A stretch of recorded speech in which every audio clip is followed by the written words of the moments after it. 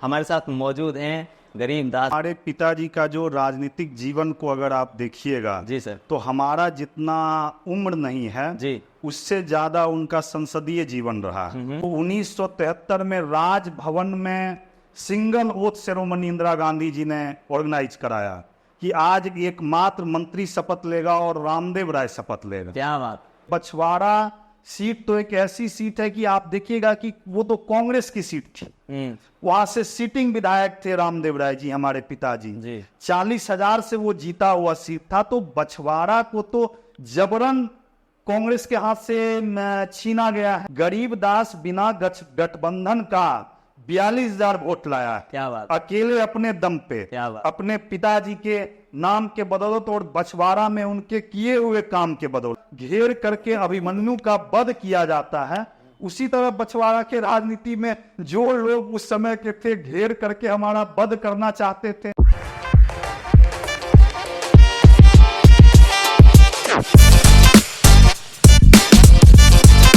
जी नमस्कार, स्वागत है आपका। मैं हूं अविनाश भट्ट। आप देख रहे हैं हमारे पॉडकास्ट का शो। और हमेशा की तरह जैसा हमने आपसे रिक्वेस्ट किया था, आज फिर हमारे साथ एक खास मेहमान है। खास इसलिए हैं क्योंकि बहुत कम समय में बहुत ज़्यादा संघर्ष कर चुके हैं, राजनीतिक रूप से, सामाजिक रूप से, और एक बेहतरीन शख्सियत है क्योंकि इनके पीछे एक बहुत बड़ी विरासत है। सब कुछ मैं इन्हीं के मुँह से इनकी कहानी सुनाऊंगा और सीधा कुछ ना घुमाते हुए सीधा मिलवाते हैं। हमारे साथ मौजूद हैं गरीबदास भैया जी। बहुत आपका भी बहुत आभार, धन्यवाद जो आप हमारे जैसे छोटे कार्यकर्ता को अपने इस पोर्टल पे जो जगह आप खुद को कैसे छोटा कहते हैं? जो व्यक्ति बिहार कांग्रेस युवा के प्रदेश अध्यक्ष हो वो छोटा कैसे हो सकते हैं? आप एक बहुत बड़ी लीडरशिप देख रहे हैं आज के दौर में। बिल्कुल, लीडरशिप तो अपने जगह पे है, पर बिल्कुल आज भी अपने आप को एक छोटा कार्यकर्ता महसूस करता हूँ और निश्चित तौर पे एक कार्यकर्ता के रूप में अपने संगठन में काम करता हूँ और करता रहूंगा। कुछ पिताजी के बारे में बताइए सर, उनके बारे में बताइए कि उनसे क्या कुछ सीखने को मिला आपको राजनीति में। तो बिल्कुल, हमारे पिताजी का जो राजनीतिक जीवन को अगर आप देखिएगा जी सर, तो हमारा जितना उम्र नहीं है जी उससे ज्यादा उनका संसदीय जीवन रहा।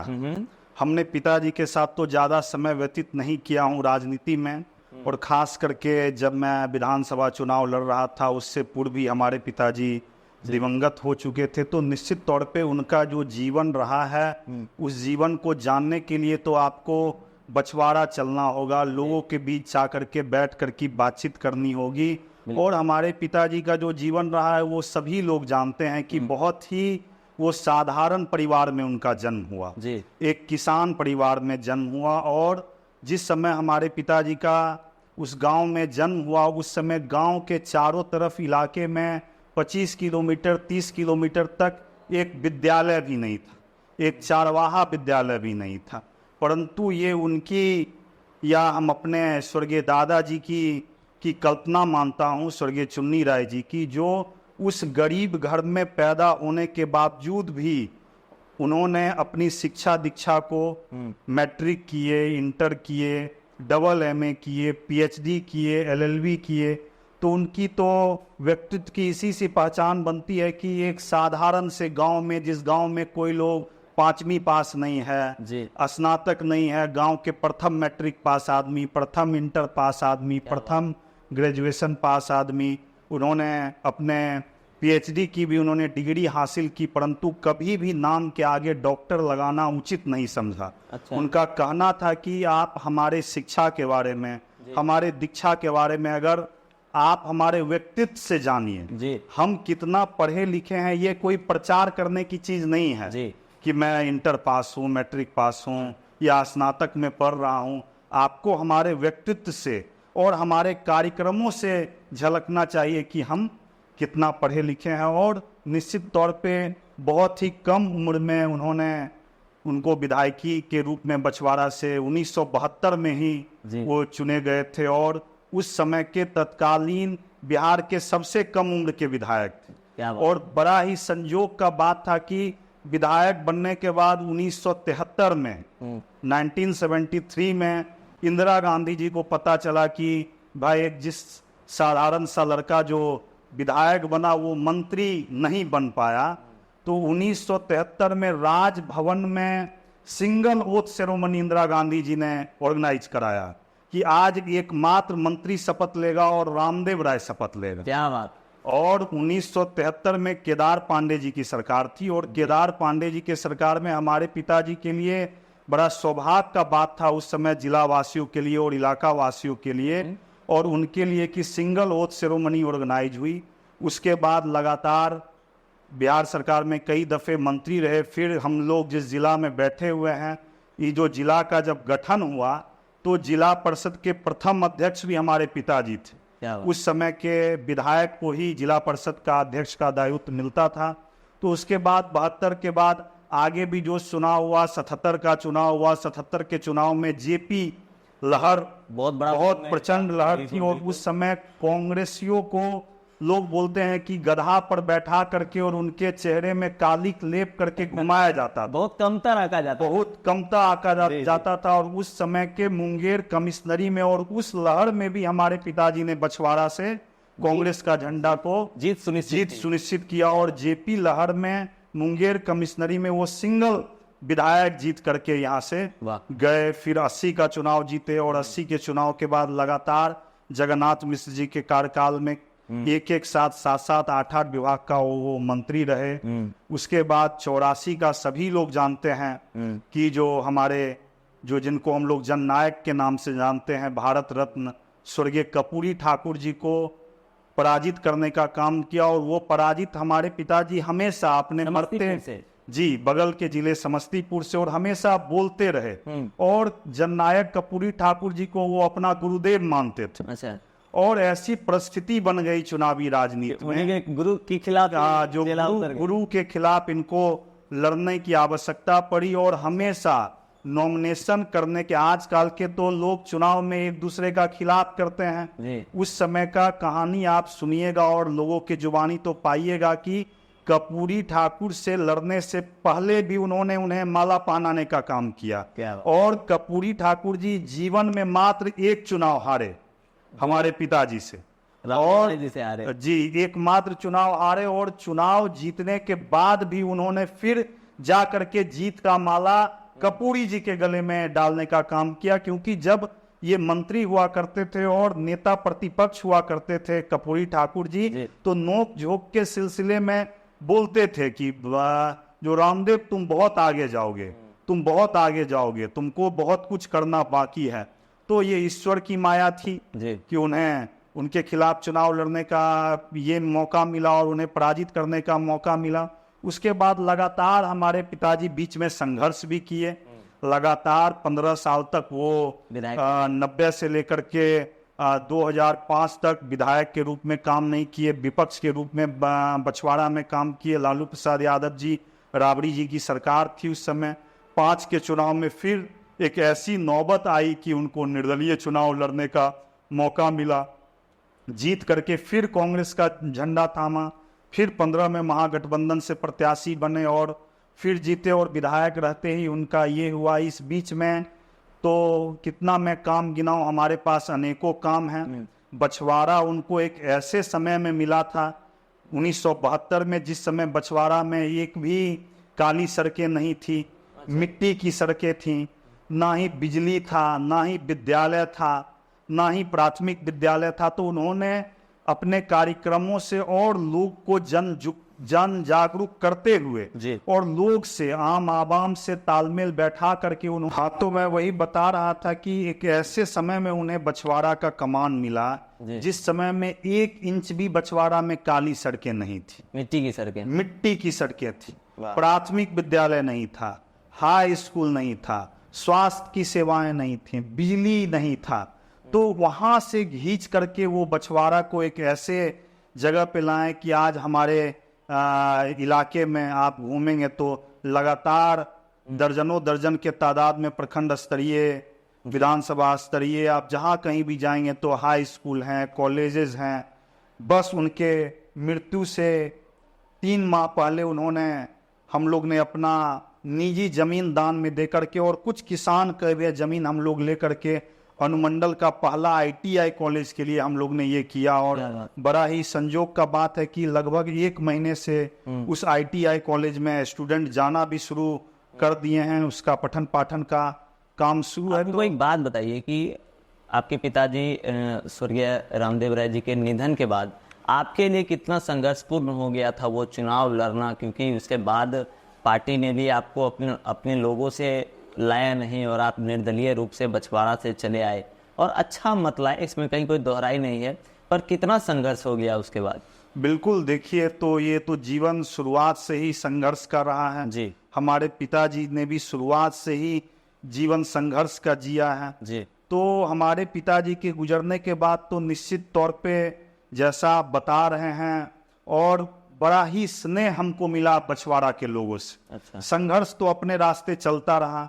हमारे पिताजी कोई उनका जो मृत्यु था, मैं ये प्रथम बार आपके सामने बोल रहा हूँ कि हमारे पिताजी एक गंभीर बीमारी से ग्रसित थे और वो गंभीर बीमारी 2015 में जब उन्होंने चुनाव जीता तो 2017 के जनवरी में ही वो बीमारी के चपेट में चले गए थे। उसकी जानकारी होगी? उसकी जानकारी उन्हें हो गई थी, हमें हो गई थी और हमारे पिताजी ने मुझे बुला करके कि गरीबदास, इस बीमारी के बारे में मुझे किसी से जिक्र नहीं करनी और मुझे अपने काम में इस बीमारी को बाधा के रूप में नहीं लाना है और मुझे बहाना नहीं बनाना है कि मैं इस बीमारी के चपेट में हूं और मैं अपने काम से पीछे हट जाऊं।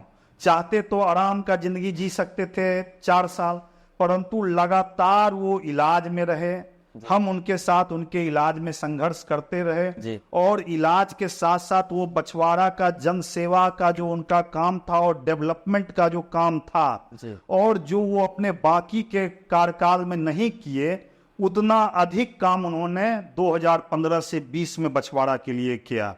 क्योंकि वो पढ़े लिखे लोग थे, वो अपना रिपोर्ट खुद पढ़ते थे, देखते थे और इलाज में डॉक्टर ने उन्हें बता दिया था कि आपकी आयु मात्र 3 साल 3.5 साल की है, आपको जो चीज करना है इसी 3 साल 3.5 साल में करना है। तो निश्चित तौर पे मैं तो पिताजी के साथ 2017 से ही बछवाड़ा के लिए संघर्ष कर रहा था और अपने पिताजी को किस तरह से मौत के मुंह से बचाया जाए उसके लिए संघर्ष कर रहा था।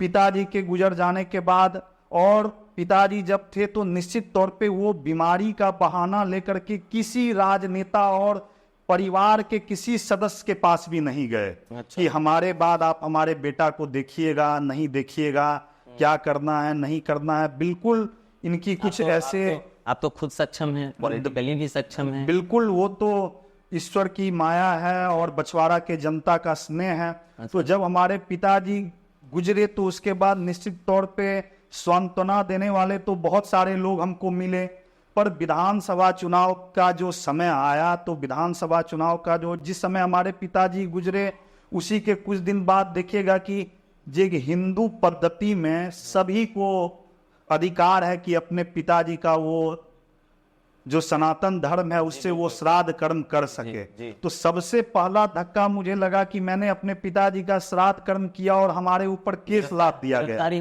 और केस लाद दिया गया कि भैया आप अपने पिताजी का श्राद्ध कर्म कैसे कर लें। तो उस समय से हमारा संघर्ष शुरू हुआ। उस समय लगा कि जो भाई पिता का साया तो किसी भी व्यक्ति के लिए जरूरत है, लगा कि अब मैं अपने आप को अकेला महसूस कर रहा हूं।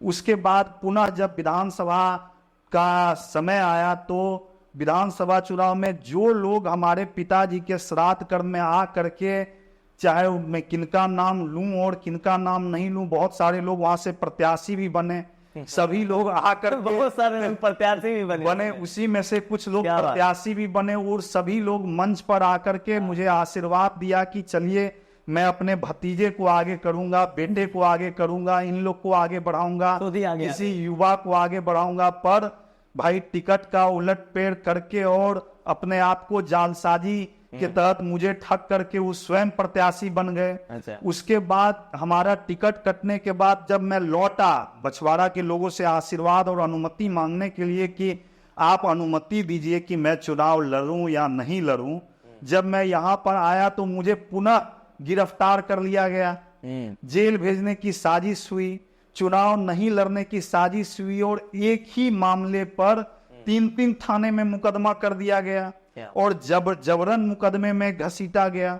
किसी तरह हमने उस मुकदमे से बचकर, और जो लोग का समर्थन था, स्नेह था, वो हमारा निर्णय नहीं था कि मुझे बछवाड़ा से चुनाव लड़ना, जो आम जनमानस का जो डिसीजन था कि भाई आपको चुनाव लड़ना है, तो मैंने उनके चुनाव लड़ने का निर्णय लिया। और चुनाव में निश्चित रूप से जीत हार लगी हुई रहती है, पर मैं अपने आप को बिल्कुल बछवाड़ा के राजनीति में हारा हुआ महसूस नहीं करता हूं, क्योंकि आप जब देखिएगा कि हमारा सिंबल था सेब छाप, जी। ए फॉर एप्पल, और हमारा सेकेंड ईवीएम में पहले स्थान पे चला गया। लोग को सिंबल समझने में कुछ परेशानियां आई, दिक्कतें आई।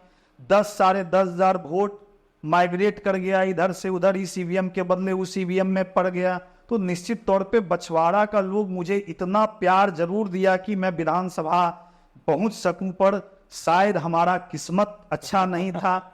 हमारे साथ इस बार क्या कहते हैं? कुछ सहयोग चल रहा था। देखिए इस बार भी जो हमारा जो सीट है जी। बछवाड़ा, जी। उस पे निश्चित तौर पे महागठबंधन से कांग्रेस की एक मजबूत दावेदारी बनती है। अच्छा। कांग्रेस से इसलिए मजबूत दावेदारी बनती है कि आप बेगूसराय जो हमारा 7 विधानसभा है, जी। सर्वाधिक बार 9 बार कांग्रेस पार्टी वहां से चुनाव जीती है। 7 विधानसभा में सर्वाधिक बार कांग्रेस पार्टी वहां से चुनाव जीती है। उस 9 बार में 9 बार रामदेव राय जी ही रहे। जी नहीं, आप 1952 हमारा क्षेत्र अस्तित्व में आया था बछवाड़ा, तो उस 9 बार में 6 बार कांग्रेस से हमारे पिताजी वहां से विधायक रहे हैं, 3 बार में और राम बहादुर शर्मा जी और बहुत सारे लोग थे, तो भूमनी बाबू, बहुत सारे लोग वहां से चुनाव जीतने का काम किए, मिट्ठन बाबू। तो निश्चित तौर पे तो सबका अपना इतिहास और समय और परिस्थिति रही, तो निश्चित तौर पे कांग्रेस पार्टी की एक मजबूत दावेदारी वहां से बनती है। आप विधानसभा चुनाव का भी देखिएगा, लोकसभा चुनाव का भी रिजल्ट देखिएगा, तो एकमात्र 7 विधानसभा में एकमात्र महागठबंधन लीड किया है बछवाड़ा। तो निश्चित तौर पर बछवाड़ा से तो प्रत्याशी थे, लोकसभा से जो लड़ रहे थे, अब हमारे अभिभावक अवधेश राय जी वहां से प्रत्याशी थे। तो निश्चित तौर पे जब आप हमारा मत और उनका मत मिला लीजिएगा तो लगभग इक्वल हो जा रहा है। तो निश्चित तौर पे उनको बछवाड़ा से लीड कराने में भी कांग्रेस पार्टी की एक मजबूत भागीदारी रही है बछवाड़ा में। तो निश्चित तौर पे बछवाड़ा सीट तो एक ऐसी सीट है कि आप देखिएगा कि वो तो कांग्रेस की सीट थी, वहां से सिटिंग विधायक थे रामदेव राय जी हमारे पिताजी, 40,000 से वो जीता हुआ सीट था। तो बछवाड़ा को तो जबरन कांग्रेस के हाथ से छीना गया है, उसे तो छीनना बोलते हैं कि वो जीता हुआ सीट था और उस जबरदस्ती छीना हुआ सीट है। और छीने हुए सीट का नतीजा ये हुआ कि आप वहां से आपको हार की सामना करना पड़ी, चाहे जिस कारणवश आप हारे हो। तो निश्चित तौर पे वो हमेशा से कांग्रेस का गढ़ रहा है, मजबूत गढ़ रहा है। और निश्चित तौर पे हम अपने मजबूत गढ़ में चुनाव नहीं लड़ेंगे। इस महागठबंधन के बनावट में निश्चित तौर पे महागठबंधन के नेताओं को विचार करना होगा कि कांग्रेस के फेवर का कौन सा सीट है, कम्युनिस्ट पार्टी के फेवर का कौन सा सीट है, हमारे राष्ट्रीय जनता दल का फेवर का कौन सीट है। जहां पे जो पार्टी मजबूत है, जहां पे जिसकी उम्मीदवार मजबूत है, जहां पे जिसकी भागीदारी है, जहां पे जिसका संगठन मजबूत है, निश्चित तौर पे वहां पे उसको दिया जाए। अगर आप इस तरह से छीनने और झपटने का काम कीजिएगा तो नतीजा निश्चित तौर पे हम लोग के पक्ष में नहीं आएगा, चाहे वो चुनाव लोकसभा का हो, चाहे वो चुनाव विधानसभा का हो। निश्चित तौर पे विचार करना होगा बेगूसराय पे सारे महागठबंधन के नेताओं को बैठ करके, और निश्चित तौर पे 3-3 सीट पे कांग्रेस पार्टी की दावेदारी बनती है बेगूसराय पे। कौन कौन सी सीट है? हमारी सीट पे बछवाड़ा पे बनती है, मटिहानी पे बनती है, बेगूसराय पे बनती है। तो निश्चित तौर पे जहां पे हमारी दावेदारी बनती है वहीं पे मांग रहे हैं। हम तो ऐस कमाल मांग नहीं रहे हैं, हम तो अभी उनका सिटिंग सीट बखरी है वो मांग नहीं रहे हैं, उनका सिटिंग सीट तेगरा है वो मांग नहीं रहे हैं। परिस्थिति अगर कुछ भी बनेगी और हम लोग कोई दूसरी सीट ले ले, चौथी सीट ले ले, वो तो बात अलग है, परंतु ये तो देखने और समझने का बच्चा जान रहा है कि आप बछवाड़ा सीट को जबरन छीने हैं अपने झोली में।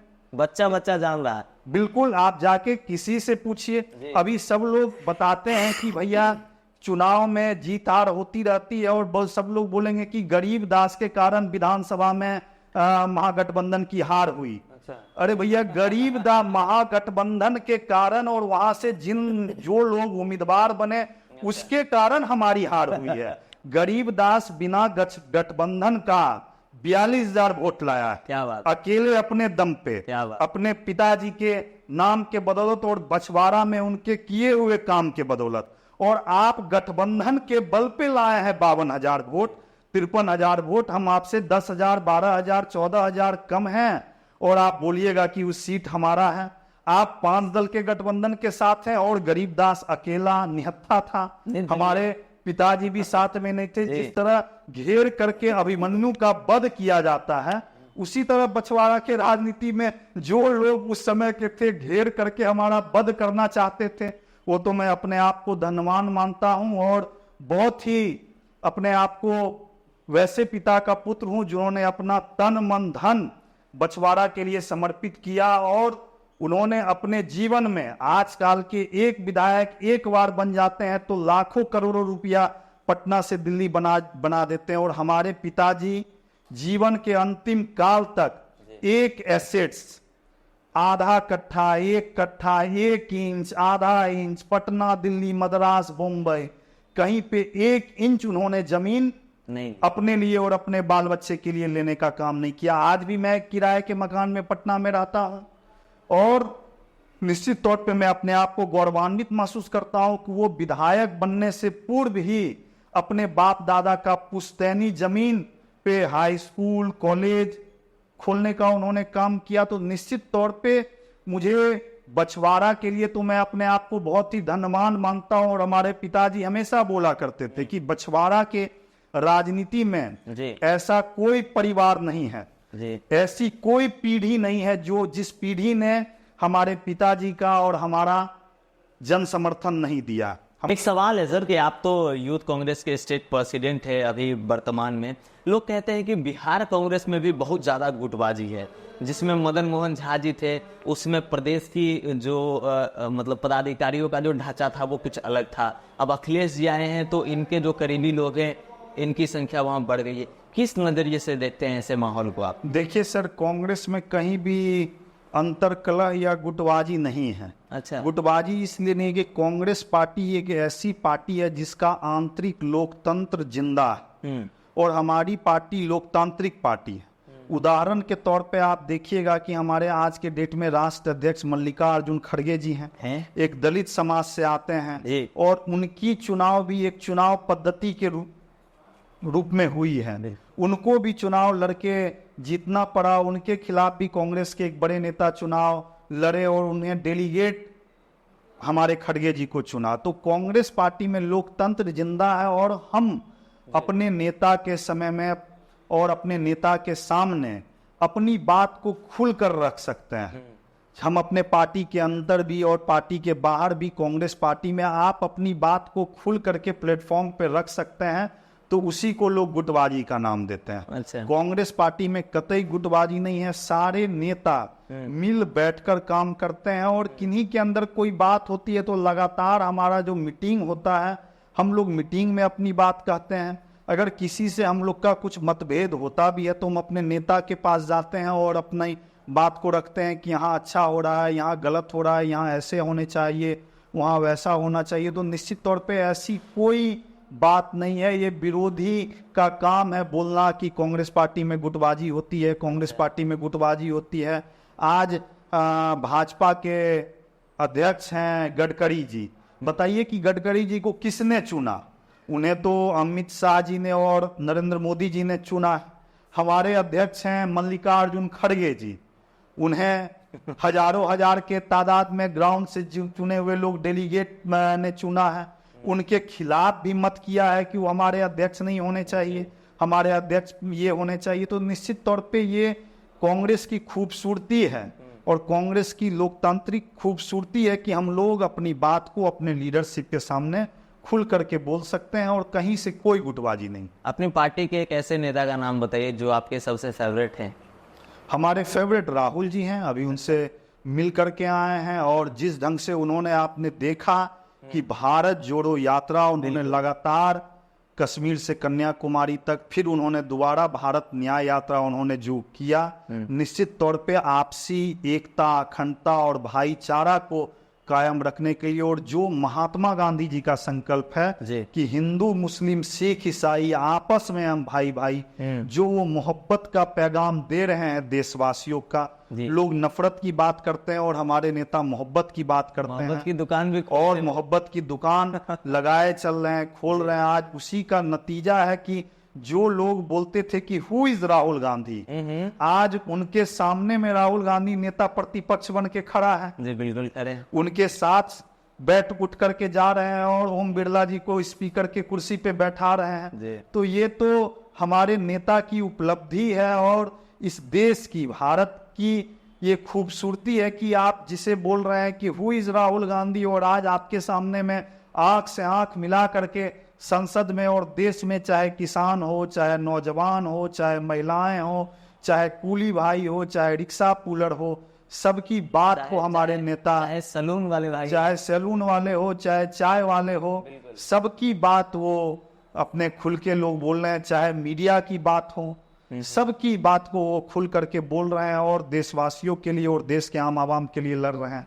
क्या चूक हो गई इस बार के चुनाव में? लोकसभा चुनाव हुई, आप एक अच्छे प्रतिद्वंदी के रूप में, कांग्रेस पार्टी पूरे देश में थी, तो फिर थोड़े बहुत के उलटफेर के चक्कर में, या मैं ये कहूँ कि माननीय जो सुशासन बाबू हैं हमारे यहाँ के, बिहार के भी करता धरता, उन्होंने ही सारा समीकरण जो है बिगाड़ कर रख दिया। आप क्या कहेंगे? देखिए, सुशासन बाबू जी का तो अपना समय और परिस्थिति है। अच्छा। और नीतीश कुमार जी का मैं व्यक्तिगत रूप से बहुत ही आदर करता हूँ जी। और मैं एक ऐसे पिता का पुत्र हूँ, और हमेशा बोलते थे, और कांग्रेस पार्टी की भी ऐसी विचारधारा रही है कि अगर आप अच्छा काम कीजिएगा तो मैं आपको अच्छा बोलूँगा, आप बुरा काम कीजिएगा तो मैं आपको बुरा बोलूँगा। आप ही नीतीश कुमार जी का जो कार्यक्रम है और उनकी जो कार्यशैली है, आप 2005 से 10 का उनका कार्यकाल उठा करके देखिए जी, वो फायर मोड में थे उस टाइम। निश्चित तौर पे उनका कार्यकाल सराहनीय था। और जैसे जैसे नीतीश कुमार जी का कार्यकाल आप आगे बढ़ते चला गया, निश्चित तौर पे कोई कारण हो, वो कमजोर होते हो या गठबंधन की मजबूरियां हो, जो भी हो, दिन प्रतिदिन नीतीश कुमार जी कमजोर होते गए। तो निश्चित तौर पर, और उनका जो 2005 से 10 का जो कार्यकाल था, वो मजबूत होने का एक प्रमुख कारण था कि उस समय देश के प्रधानमंत्री मनमोहन सिंह जी थे, और वो सिर्फ घोषणा नहीं करते थे, अगर पैकेज की बात थी तो पैकेज देते थे। रघुवंश बाबू ग्रामीण कार्य मंत्री थे, लाखों के तादाद में, बिहार में करोड़ों के तादाद में ग्रामीण सड़कें बनने के लिए उन्होंने पैसा दिया। राजीव गांधी विद्युतीकरण योजना के अंतर्गत गांव-गांव उस समय बिजली पहुंचाने का काम किया गया। तो निश्चित तौर पे जो ये था नीतीश कुमार जी का जो इकबाल पहले था, वो इकबाल आज नहीं रहा। वो इकबाल में निश्चित तौर पे कहीं ना कहीं कमजोरी आई है, गिरावट आई है। मैं भी इस चीज को आंकता हूं और आप सभी लोग जानते हैं और सभी लोग ऐसे सबका मानना भी है। तो निश्चित तौर पे कांग्रेस पार्टी जो लोग अच्छा करेगा उसे अच्छा बोलने का हम लोग काम करेंगे, जो लोग बुरा करेगा उसे बुरा करने का काम करेंगे। और जो देश की मूल समस्या है, चाहे वो बेरोजगारी का, चाहे पलायन का, चाहे रोजगार का, तो हम लोग उस मुद्दे के साथ खड़े हैं। चाहे हम लोग सत्ता की राजनीति नहीं करते हैं, हमारे नेता सत्ता की राजनीति नहीं करते हैं, उन्हें सत्ता पाने की लालसा नहीं है। आपने देखा है कि जिस ढंग से हमारी नेता श्रीमती सोनिया गांधी जी 2-2 मर्तबा प्रधानमंत्री पद का कुर्सी को उन्होंने ठुकरा चुकी हैं। हमारे नेता राहुल गांधी जी चाहते तो यूपीए 2 में ही देश के प्रधानमंत्री बन सकते थे। तो निश्चित तौर पे राहुल गांधी जी की सोच है और कांग्रेस पार्टी की सोच है कि देश रहेगा तभी हम रहेंगे। नहीं, पर एक बात को आपको मानकर चलना पड़ेगा कि इधर हाल ही में 4 साल 3 साल आप कहें, राहुल गांधी जी के राजनीतिक जीवन की परिपक्वता काफी बढ़ी है। खास करके जब भारत जोड़ो यात्रा में जब उन्होंने चलना शुरू किया और कश्मीर से लेकर कन्याकुमारी तक का जो सफर उन्होंने तय किया, उसके बाद उनकी एक अपनी भी छवि बदली है। क्योंकि एक उनकी छवि हुआ करती थी प्रिंस वाली, राजकुमार हैं ये, तो इनको कुछ पता नहीं होगा, ना खेती का पता होगा, ना इंडस्ट्री का पता होगा, पर जनता के बीच आने के बाद कुछ उनका एक रैपो चेंज हुआ है पब्लिक के नज़र में। जी बिल्कुल, आपका कहना सही है कि हमारे नेता राहुल गांधी जी को आप देखेंगे तो दिन प्रतिदिन उनमें परिपक्वता आ रही है। वो आम जनमानस के साथ जुड़ रहे हैं। भारत जोड़ो यात्रा के माध्यम से, भारत जोड़ो न्याय यात्रा के माध्यम से, उसी का प्रतिफल है। मैंने आपको बोला कि वो नेता प्रतिपक्ष बने, और निश्चित तौर पे कि किसी भी नेता के जीवन में उतार चढ़ाव आते रहता है। ऐसा नहीं है कि राहुल गांधी जी पहले सब कुछ नहीं समझते थे, पहले भी सब कुछ समझते थे और अभी भी सब कुछ समझ रहे हैं। अब वो जनता के बीच में डायरेक्ट जा रहे हैं और उनकी जनता से कनेक्टिविटी बढ़ी, और निश्चित तौर पे और आम कार्यकर्ताओं से भी कनेक्टिविटी बढ़ी है। तो निश्चित तौर पे हमारे नेता शुरू से ही, राहुल गांधी जिस समय आप परिपक्वता की बात करते हैं, वो चाहते तो प्रधानमंत्री बन जाते, बिल्कुल, और उन्होंने प्रधानमंत्री पद को नहीं स्वीकार किया। पहले वो जनता के बीच में जाने का, बताइए कि आजाद भारत में कोई ऐसा नेता है जो इतना बड़ा यात्रा किया है, इतने सारे लोगों से मिला है? गांधी जी के बाद राहुल गांधी ने। तो वही बात बोलते हैं कि तो मैं आजाद भारत की बात किया, तो निश्चित तौर पे वो राहुल गांधी जी की, तो जो लोग राहुल गांधी जी को राजकुमार बोलते हैं, वो तो खुद दिन भर में 10 सूट बदलते हैं। वो अपने आप को ना प्रेस के सामने आते हैं, ना देश के आम आवाम का कोई क्वेश्चंस ले सकते हैं, ना उसका आंसर दे सकते हैं।